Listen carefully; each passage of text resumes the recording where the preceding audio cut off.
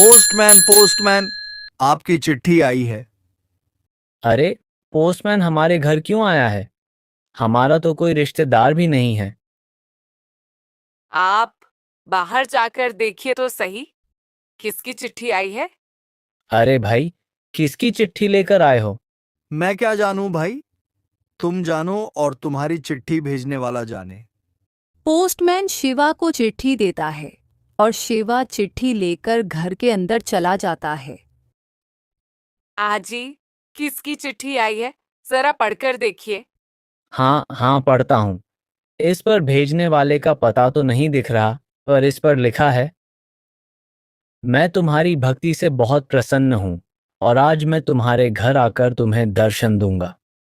इतना सुनकर शांति बोलती है, सच में ऐसा लिखा है इसमें। इसका मतलब ये चिट्ठी मेरे भगवान ने भेजी है। इसका मतलब वे आज हमारे घर आने वाले हैं। दिन रात भगवान की पूजा अर्चना करके तुम भगवान की भक्ति में पागल हो चुकी हो। भला ऐसा कभी हुआ है कि भगवान किसी के घर आए हों? भगवान कभी किसी के घर नहीं आते। और वैसे भी भगवान होंगे तो आएंगे ना, भगवान तो होते ही नहीं। यह चिट्ठी किसी ने मजाक मजाक में लिखकर भेज दी होगी तुम्हें उल्लू बनाने के लिए, और तुम भी उल्लू बनी जा रही हो। हाँ, ऐसा मत बोलिए। मेरा दिल कहता है कि यह चिट्ठी खुद भगवान ने भेजी है और मुझे पूरा विश्वास है कि वे मुझे दर्शन देने आएंगे। आपने कभी भगवान को समझा ही नहीं। कभी आप किसी मंदिर जाते हो, न ही ईश्वर को मानते हो, लेकिन आज आपको भरोसा हो जाएगा जब भगवान हमारे घर आएंगे। हाँ, मैं भी देखता हूँ कि तुम्हारे भगवान घर आते हैं या नहीं। अरे, मैंने तो सोचा ही नहीं। भगवान हमारे घर आएंगे तो हमारे पास तो ढंग का कंबल भी नहीं है। एक ही कंबल है जो फटा हुआ है, और खाने पीने का सामान भी बहुत कम है।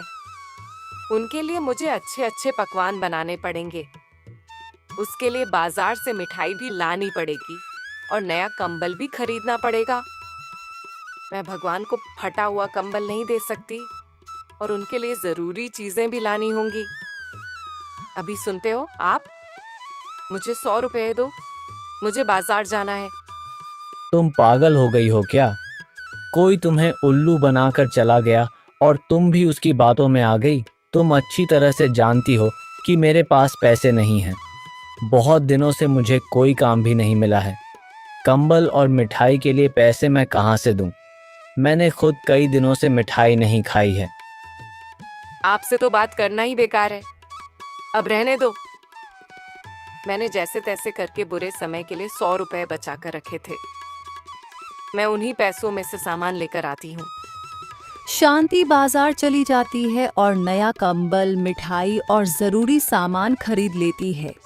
फिर वह घर आकर अच्छे अच्छे पकवान बनाती है और घर की साफ सफाई करके दरवाजे पर भगवान का इंतजार करने लगती है।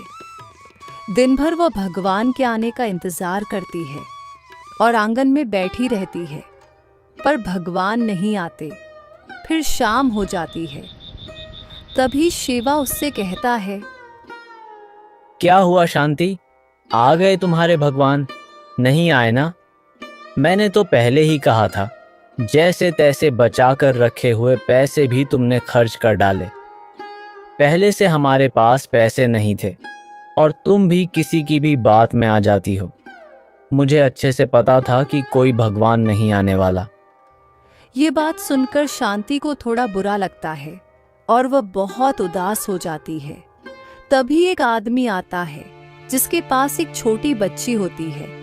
वह बच्ची रो रही होती है। वह आदमी आकर बोलता है, बहन जी, मैं बहुत मुसीबत में हूँ, मेरी मदद कीजिए। मैं बहुत गरीब हूँ, एक झोपड़ी में रहता हूँ। मेरी बच्ची बहुत भूखी है, कृपया मेरी मदद कीजिए। शांति सोच में पड़ जाती है। मुझे लगता है कि मुझे इस गरीब आदमी की मदद कर देनी चाहिए। वैसे भी अगर भगवान नहीं आए तो जो मिठाई मैं लेकर आई हूँ वह इस बच्चे को दे देती हूँ, और ये कंबल भी इन्हें दे देती हूँ। बेचारे ठंड में कहाँ कहाँ भटकेंगे। शांति मिठाई और कंबल उस भिखारी को दे देती है। बहन जी, आपका बहुत बहुत शुक्रिया। भगवान आपका भला करे। इतना कहकर वह भिखारी वहां से चला जाता है और शांति अपने घर के अंदर चली जाती है। तुम कितनी बेवकूफ हो। कोई भी आकर तुम्हें बेवकूफ बनाकर चला गया। जो 80 रुपये इतने दिनों से बचा कर रखे थे वो भी तुमने खर्च कर दिए। मैंने कितने दिनों से मिठाई नहीं खाई थी और वो मिठाई भी तुमने गरीब को दे दी। हमारे घर का कंबल कितने दिनों से फटा हुआ था और नया कंबल भी तुमने उस भिखारी को दे दिया। शांति कुछ नहीं बोलती और निराश होकर बैठ जाती है। दूसरे दिन पोस्टमैन, आपकी चिट्ठी आई है। अब यह क्या नया नाटक है? फिर से चिट्ठी? शिवा चिट्ठी खोलकर देखता है तो उसमें लिखा होता है, मैं तुम्हारे घर आया था, तुम मुझे पहचान नहीं पाई। तुम्हारी दी हुई मिठाई बहुत स्वादिष्ट थी और तुम्हारे द्वारा दिया गया कंबल बहुत आरामदायक था। मैं तुम्हारी सेवा से प्रसन्न हुआ। इतना सुनकर शांति बहुत खुश हो जाती है और बोलती है, मैं कितनी अभागी हूँ। साक्षात भगवान मेरे घर आए थे पर मैं पहचान नहीं पाई। देखा आपने, मैंने कहा था ना कि भगवान आएंगे और वे मुझे दर्शन देकर चले गए, पर मैं ही पहचान नहीं पाई। बेवकूफ़ औरत, तुझमें तो दिमाग ही नहीं है। कल जो आदमी आया था मुझे लगता है वही चिट्ठी भेज रहा है और भगवान के नाम पर हमें ठग रहा है, और तुम भी उसकी बातों में आ गई। आप मानो या ना मानो, मैं अच्छे से जानती हूँ कि कल जो हमारे घर आए थे वे भगवान ही थे। एक दिन आपको भी भरोसा हो जाएगा कि भगवान होते हैं। आप देख लेना।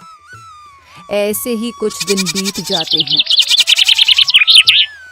बारिश न होने की वजह से शिवा की सारी फसल खराब हो जाती है। शिवा परेशान होकर शांति से कहता है, अब क्या होगा शांति? फसल तो सारी बर्बाद हो गई। हमारे पास जो भी पैसा था वह हमने खेत में लगा दिया था। अब तो हमारे पास कुछ भी नहीं बचा है। हमारा गुजारा कैसे होगा?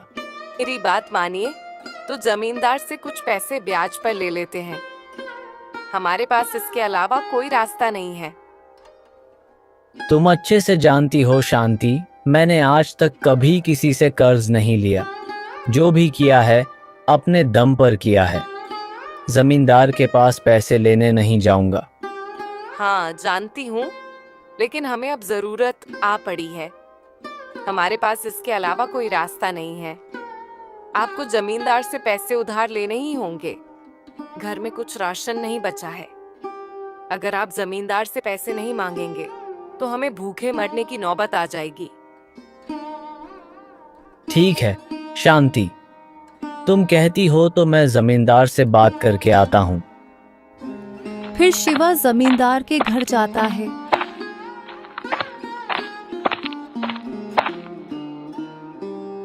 और उससे पैसे की बात करता है।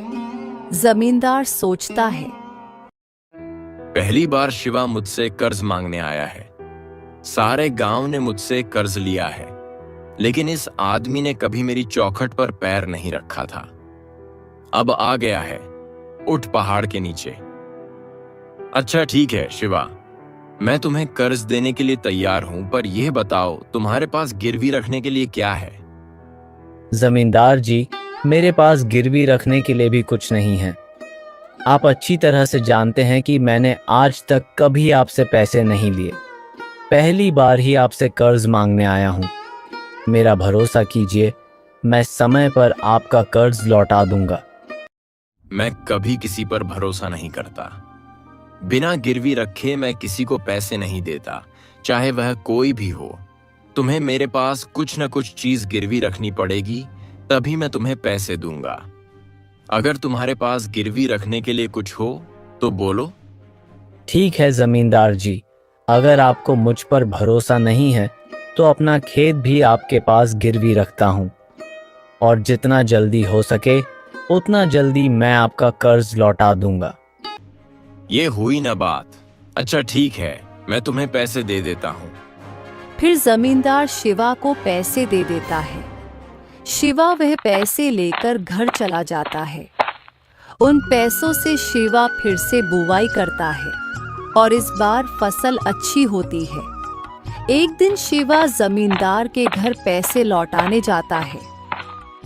लीजिए जमींदार जी, आपसे जो कर्ज लेकर गया था उसे लौटाने आया हूं। अब आपका और मेरा हिसाब खत्म हो गया। और फिर शिवा अपने घर वापस चला जाता है। फिर जमींदार के पास एक औरत आती है और वह भी कर्ज लौटाकर अपने गहने छुड़ा ले जाती है। जमींदार मन ही मन सोचता है, इस शिवा ने तो बहुत जल्दी मेरे पैसे लौटा दिए। मैंने तो सोचा था कि यह मेरा दिया हुआ कर्ज नहीं लौटा पाएगा और मुझे अच्छे खासे ब्याज की रकम मिल जाएगी, लेकिन यह तो बड़ी जल्दी पैसे लेकर आ गया और ये औरत भी जल्दी पैसे देकर चली गई। कुछ करना पड़ेगा। इसी तरह अगर जल्दी पैसे लौटाने आएंगे तो मेरा धंधा चौपट हो जाएगा। कुछ देर सोचने के बाद उसे एक तरकीब सूझती है। वह बोलता है, शिवा ने मुझे पैसे लौटा दिए हैं, बात का तो कोई सबूत ही नहीं है। इसका मतलब मैं शिवा से और भी पैसे निकाल सकता हूँ। और जब शिवा यहाँ आया था तब यहाँ उसके और मेरे अलावा कोई था भी नहीं। ये अच्छी तरकीब है शिवा से और पैसे निकालने की। कुछ दिन ऐसे ही बीत जाते हैं। फिर एक दिन जमींदार का आदमी शिवा के घर जाता है और बोलता है, शिवा, हमें जमींदार जी ने भेजा है। बहुत दिन हो गए, तुम जमींदार जी के पैसे कब लौटा रहे हो? कौन से पैसे? मैंने तो कब के लौटा दिए। मैंने सिर्फ एक बार ही आपसे कर्ज लिया था और उसे समय पर चुका भी दिया है। झूठ मत बोलो शिवा, तुमने कोई पैसे नहीं लौटाए। तुम जमींदार से पैसे लेकर गए थे और दोबारा आए ही नहीं। नाटक मत करो, चुपचाप जमींदार जी के पैसे लौटा दो, वरना हमसे बुरा कोई नहीं होगा। यह क्या नाटक है? नाटक मैं नहीं, तुम कर रहे हो। मैंने जमींदार जी के सारे पैसे लौटा दिए हैं। किस बात के पैसे? यह गलत है। तू ऐसे नहीं मानेगा। चल जमींदार जी के पास, उन्होंने तुम्हें बुलाया है। फिर शिवा जमींदार के पास जाता है। जमींदार से कहता है, जमींदार जी, मैंने आपके सारे पैसे समय पर लौटा दिए थे। फिर आपके आदमी मेरे घर क्यों आए थे? कौन से पैसे? कब लौटाए हैं? शिवा, झूठ क्यों बोल रहे हो? तुमने पैसे अभी तक नहीं लौटाए हैं। ये नाटक बंद करो और सीधी तरह से मेरे पैसे लौटा दो, वरना मुझे और भी तरीके आते हैं पैसे निकलवाने के। सोच लो। जमींदार, झूठ मैं नहीं, तुम बोल रहे हो। तुम्हें अच्छी तरह पता है कि मैंने तुम्हारे सारे पैसे चुका दिए हैं, फिर भी तुम मुझ पर झूठा आरोप लगा रहे हो। अच्छा, तो तुम्हारे पास कोई सबूत है कि तुमने मेरे सारे पैसे लौटा दिए हैं? शिवा सोच में पड़ जाता है। यह मैंने क्या कर दिया? मेरे पास तो कोई लिखित सबूत भी नहीं है। मुझे इस बात का सबूत रखना चाहिए था। मेरे पास कोई सबूत नहीं है। अब समझ में आया कि तुम इसी बात का फायदा उठा रहे हो, इसलिए जानबूझकर तुमने मुझे कोई सबूत नहीं दिया। मैंने भरोसा किया था, क्योंकि मैंने आज तक कभी किसी से कर्ज नहीं लिया, इसलिए मैंने तुमसे कोई सबूत भी नहीं मांगा। तुम मेरी मजबूरी का फायदा उठा रहे हो और यह सरासर गलत है। अगर तुम्हारे पास कोई सबूत है तो जाओ सबूत लेकर आओ। अगर सबूत न मिले तो तुम्हें मेरे पैसे लौटाने होंगे। जमींदार तो ऐसे नहीं मानेगा। मैं अभी सरपंच से जाकर मिलता हूँ। तेरा फैसला पंचायत में ही होगा। फिर शिवा गांव के सरपंच से मिलता है और उन्हें सारी घटना बताता है। इसके बाद पंचायत में जमींदार को बुलाया जाता है। सरपंच जी, शिवा ने मुझसे कर्ज लिया था और उसने अभी तक नहीं लौटाया है। मैंने जरूरत के समय इसकी मदद की, लेकिन ये धोखेबाज निकला। इसने मेरा कर्ज लौटाने से साफ साफ मना कर दिया। इसे कहिए कि मेरा कर्ज लौटा दे। मेरी डायरी में तारीख सहित लिखा है कि शिवा ने मुझसे कर्ज लिया था। क्यों भाई शिवा, ये जमींदार क्या बोल रहा है? तुमने इसके पैसे नहीं लौटाए? सरपंच जी, जमींदार साफ साफ झूठ बोल रहा है। मैंने तो कब का उसके पैसे लौटा दिए, लेकिन अब वह मुझसे जबरदस्ती और पैसे ऐंठना चाहता है। लेकिन ये साबित कैसे होगा कि जमींदार के पैसे लौटा चुके हो? तुम्हारे पास कोई सबूत होगा ना? जमींदार ने तुम्हें लिखित में दिया होगा कि तुमने पैसे लौटा दिए हैं। सबूत नहीं लिया, वह इसी बात का फायदा उठा रहा है। मुझ पर भरोसा कीजिए सरपंच जी, मैं झूठ नहीं बोल रहा। मैंने जमींदार के सारे पैसे लौटा दिए हैं और अब मेरे पास पैसे नहीं हैं। देखा सरपंच जी, आपने? इसके पास कोई सबूत नहीं है, लेकिन मेरे पास सबूत है कि शिवा पैसे लेकर गया था। अब आप ही फैसला कीजिए सरपंच जी कि कौन झूठ बोल रहा है और कौन सच। भाई, बिना सबूत के तो हम कोई फैसला नहीं सुना सकते। शिवा, हम तुम्हें एक मौका देते हैं। तुम्हें कल तक कोई सबूत लाना पड़ेगा, वरना हमें फैसला जमींदार के पक्ष में सुनाना पड़ेगा। गलती तुम्हारी है कि तुमने कोई सबूत नहीं लिया। हम सिर्फ तुम्हारे कहने पर फैसला नहीं सुना सकते। तुम्हें कोई ना कोई सबूत जरूर लाना पड़ेगा, जिससे यह साबित हो सके कि तुमने जमींदार के पैसे लौटा दिए हैं। अगर सबूत नहीं है तो कोई गवाह ही लेकर आओ। शिवा सोच में पड़ जाता है। मेरे पास न तो कोई सबूत है और न ही कोई गवाह। मैं किसे लेकर आऊं? जब मैं जमींदार को पैसे लौटा रहा था तब वहां कोई नहीं था। अब मैं क्या करूं? जमींदार ने तो मुझे बुरी तरह फंसा दिया है। शिवा घर जाकर निराश होकर बैठ जाता है। कभी उसकी पत्नी उसे समझाने की कोशिश करती है, लेकिन वह किसी की बात नहीं सुनता। उसे लगने लगता है कि अब कुछ नहीं हो सकता। भगवान है ना, सब ठीक कर देंगे। क्या भगवान भगवान लगा रखा है? शांति, एक तो मैं इतनी मुसीबत में हूं, कुछ समझ नहीं आ रहा कि क्या करूं, कहां से सबूत लाऊं। मुझे क्या पता था कि जमींदार इतना बेईमान निकलेगा। मैं तो उसके पास जाना ही नहीं चाहता था, लेकिन तुम्हारे कहने पर ही उसके पास कर्ज लेने गया। अब जब पैसे लौटाए तो वहां कोई था ही नहीं, तो गवाह कहां से लाऊं? आप सब कुछ भगवान के ऊपर छोड़ दीजिए। मेरी बात मानिए, एक बार भगवान से सहायता मांगिए। भगवान खुद आपकी सहायता करने आएंगे। जब हमें कुछ समझ नहीं आ रहा हो तो हमें सब कुछ ईश्वर के ऊपर छोड़ देना चाहिए। आप सिर्फ एक बार ईश्वर पर भरोसा करके देखिए। सच्चे मन से उन्हें पुकारिए, वे जरूर आकर आपकी सहायता करेंगे। अब हमें वही बचा सकते हैं और कोई नहीं। भले ही वहां कोई गवाह नहीं था, लेकिन ईश्वर जानते हैं कि सच क्या है। किसी ने देखा हो या ना देखा हो, लेकिन ईश्वर ने देखा है कि आपने जमींदार को सारे पैसे लौटा दिए हैं। ये क्या बोल रही हो शांति? तुम्हारे ईश्वर तो नहीं आएंगे गवाही देने। आप एक बार उन्हें पुकार कर तो देखिए, एक बार दिल से उन्हें बुलाइए, वो आपकी सहायता जरूर करेंगे। अगर इस बार ईश्वर ने आपका साथ नहीं दिया तो फिर आपको कभी भी ईश्वर को मानने की जरूरत नहीं। मेरे कहने पर सिर्फ एक बार ईश्वर पर भरोसा करके देखिए। अच्छा ठीक है शांति, मैं एक मौका देता हूँ।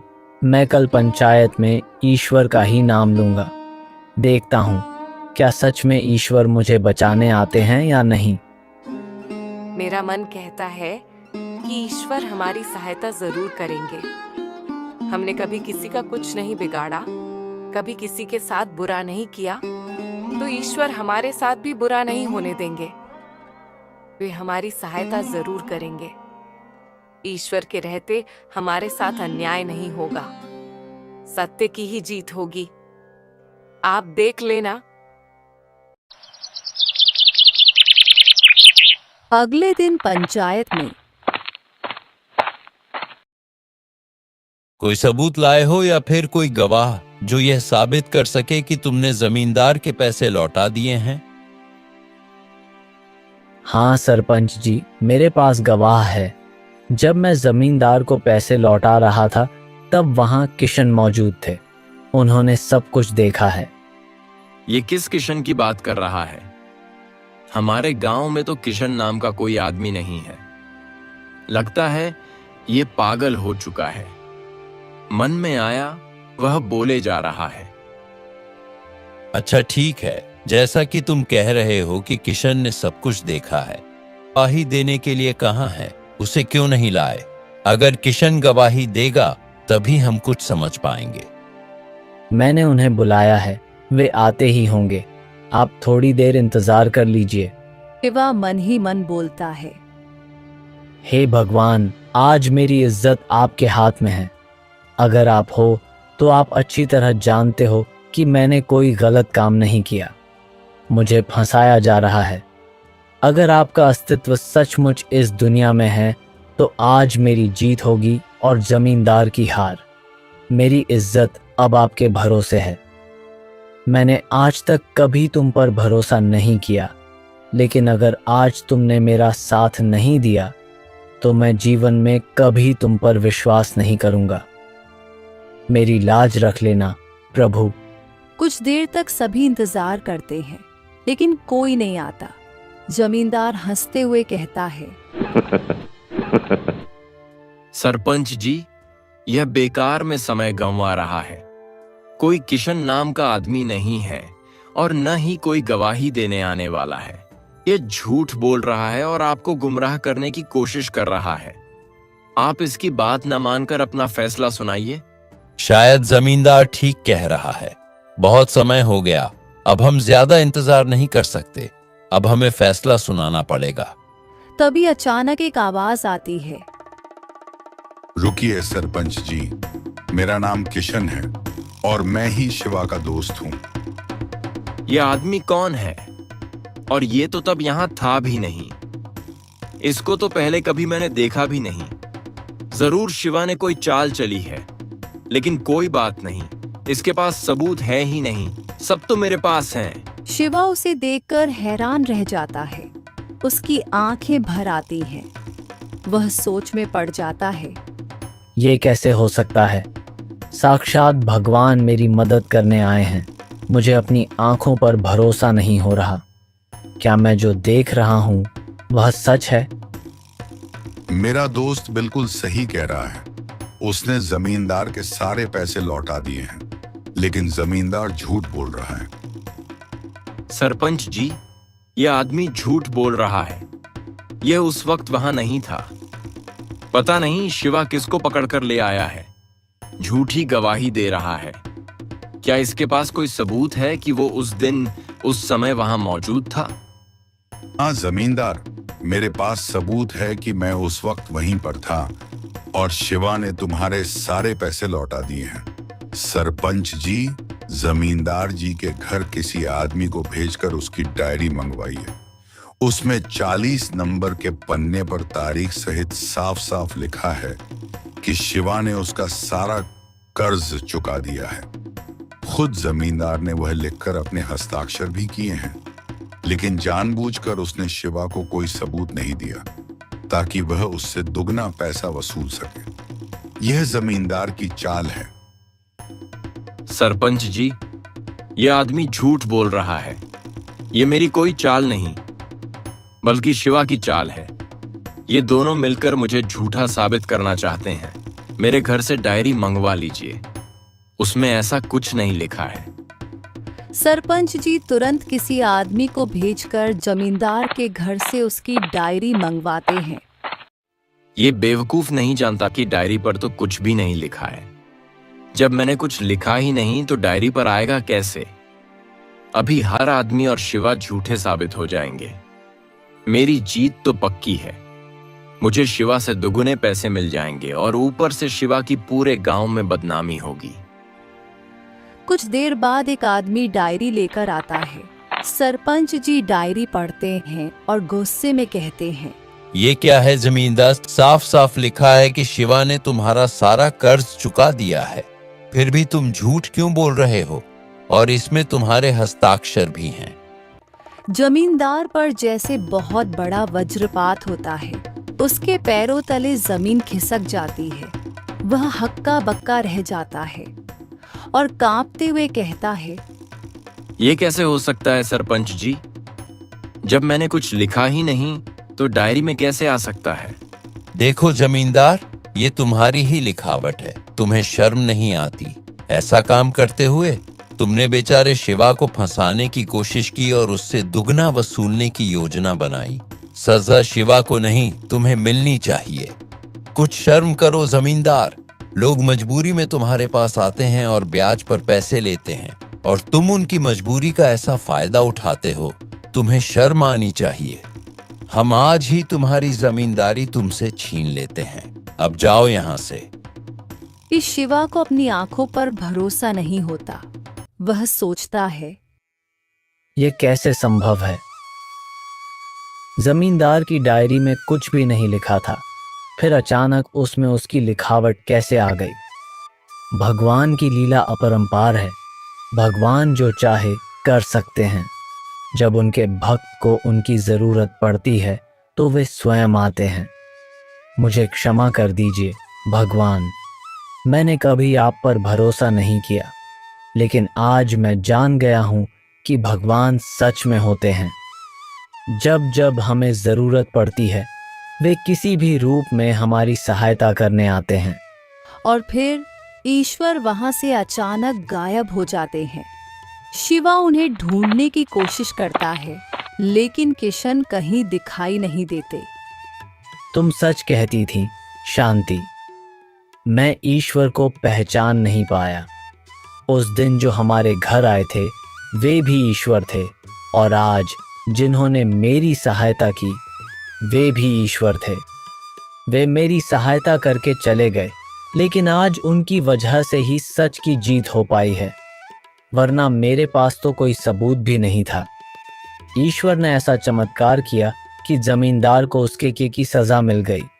सारे गांव वालों के सामने भगवान ने मेरी इज्जत रख ली। इसके बाद शिवा अपनी पत्नी के साथ खुशी खुशी रहने लगता है। उस दिन के बाद उसका भाग्य बदल जाता है। उसके खेतों में गांव की सबसे अच्छी फसल होने लगती है।